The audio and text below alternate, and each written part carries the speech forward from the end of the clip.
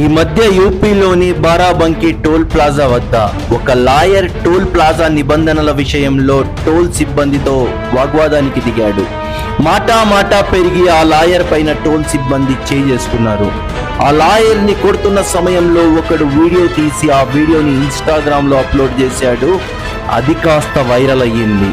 ఆ video bar council దగ్గరకు చేరింది. వెంటనే విషయం తెలుసుకున్న లాయర్స్ అందరూ జతకట్టి వందలలో కాదు వేలల్లో టోల్ ప్లాజా వద్ద చేరుకొని నిరసనకు దిగారు.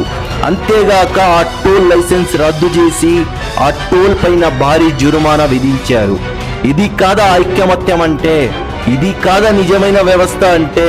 తన తోటి సిబ్బందికి ప్రాబ్లం వస్తే ఎంత దూరమైనా వెళ్తామంటున్న లాయర్స్ కి లాల్ సలాం.